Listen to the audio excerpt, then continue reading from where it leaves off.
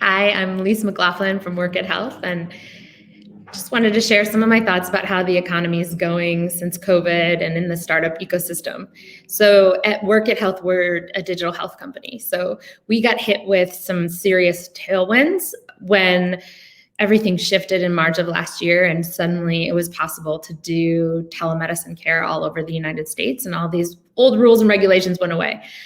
So that for my sector has been a huge shift and has propelled us forward like 20 years in a way that never would have happened if we had stayed in the normal flow of things. So it felt really strange, honestly, to be running a company that started to go into hypergrowth mode and grew really, really fast at a time when we're hit with this national disaster that's devastating in so many ways.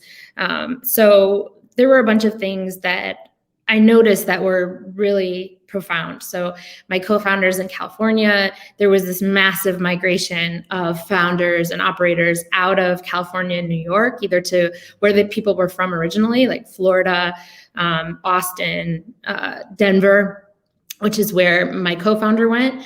So there were just these major changes in the sizes and the density of people that were in the major coastal hubs that are usually the center of everything in entrepreneurship.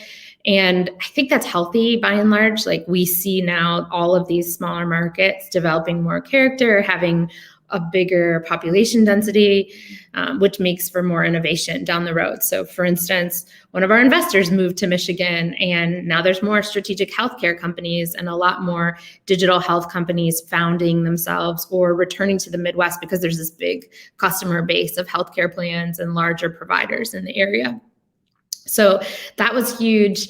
I think was so game changing for women in B2B companies and startups, because typically you would be out there pounding the pavement, trying to sell to health plans or trying to go to fundraising conferences where there tends to be a lot more bias against women. And there's an old boys club that's deeply in play. And so it's much easier for people to ink deals and have, handshakes over a glass of wine in the regular flow of business. And during COVID, everything became remote. So companies that were able to be really agile remotely and could keep doing business, keep moving, had a huge advantage. And there was this just window of opportunity that's huge for women founders, where all the normal games were in play, and we could really grow our companies based on merit. That has been probably the most exciting thing, because I've seen enormous gains for women founders during this period, even at a time that funding for women decreased overall quite a bit. The later stage operators were able to propel what they were doing in ways they never would have been able to do before. And that was huge.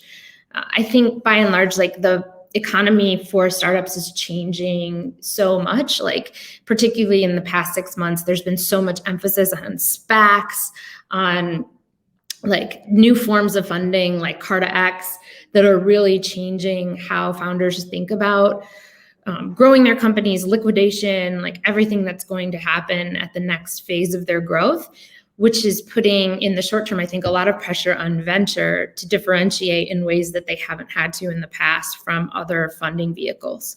And SPAC fever hasn't fully taken over, but there's a palpable shift in the degree to which you as a founder have limited options. Either you can IPO, or you can continue on a track of Series A, Series B, Series C, Series D through venture funding. That's huge. And I don't know if that's a short-term or a long-term thing. There's a lot of still volatility in the markets, and you see things like what happened with GameStop and a lot of new players investing, a lot of new diversity that's flowing into the startup ecosystem's funding side that seems healthy and seems like it's going to create more options for people and make it a more competitive marketplace for everybody. Some things that are worse, I really miss travel. I miss seeing my co-founder, meeting her in different parts of the country, meeting with other founders at big summits or meetups where normally you just learn a ton face-to-face and are able to kind of off the record talk about everything that's going on under the hood with all your challenges growing your company.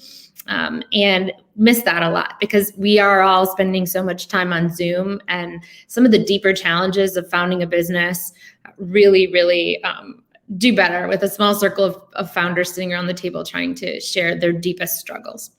I can still do that virtually, but it's not as much fun. And then I think for telemedicine and for, where I'm located, so in Michigan, I think we'll continue to see that just like massive number of digital health startups start to emerge in the space. There's so much to do. There's so much that's broken in healthcare. And I get probably on a bi-weekly basis emails from early stage founders trying to get started with something, either moving back to Michigan to start something or having ties to Michigan, looking to test and check in with the Michigan ecosystem to run their MVP by a group of experts at, a research center like Michigan. And that's all really healthy and really good.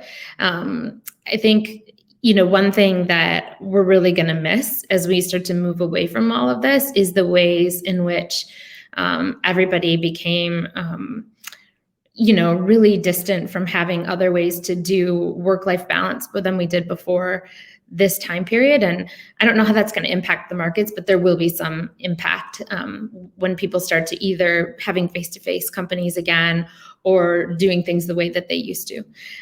So by and large, Workit Health is doing phenomenally well during the pandemic, in part because of regulation tailwinds and all of these shifts that came so fast.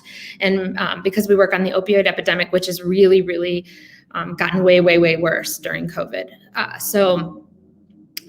It's an exciting time. It's a terrible time.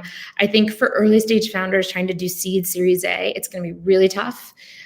For people that are a little bit further along, Series A, Series B, a lot more momentum has occurred, especially in the mental health space around funding things that are known to be in high demand, like video games and mental health services.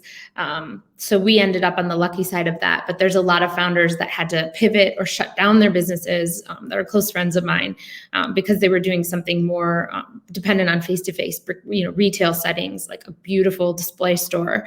All of that went away pretty immediately. So those are my thoughts, and I'm hopeful, optimistic for my own organization, but also optimistic for women founders, which is something I think about a lot because there's more options means more access, and we're definitely in a phase where we can have more options than we've been able to have in the past. Thanks.